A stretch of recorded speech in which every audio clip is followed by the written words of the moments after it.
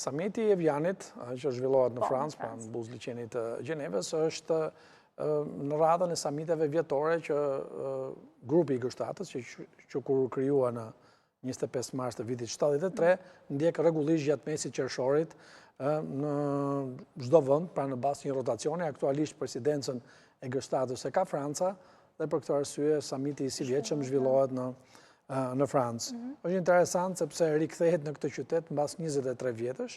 Samiti i 2003-shit, i dyqershorit 2003, kur Franca kishte presidencën e G7-s, u zhvillua në të njëjtin vend në Evian dhe në atë kohë sapo kishte nisur konflikti apo sapo kishte përfunduar rënja e regjimit të Saddam Husseinit në Irak. Urojmë që mos ketë ndonjë kështu përkim simbolik, mbase sepse në politik simbolikat gjithmonë kanë vlerën e tyre, po ndoshta mund të zgjedhur sërish Eviani për të përkujtuar ndoshta arritjen e një marrëveshje me Iranin.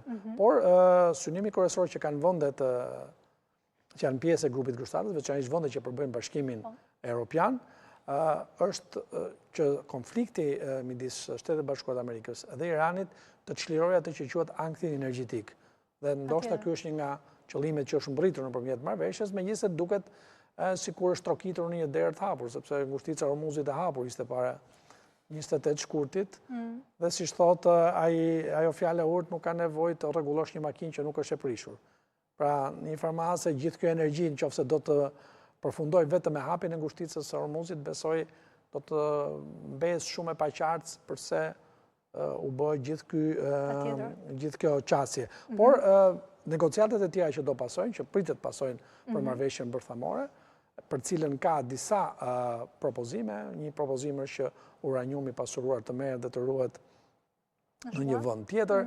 Është propozuar edhe Kazakistani, një vend, për shkak se ka një eksperiencë mbas rënies së Bashkimit Sovjetik, ku territori i Kazakistanit u përdor për të ruajtur të gjithë materialin bërthamor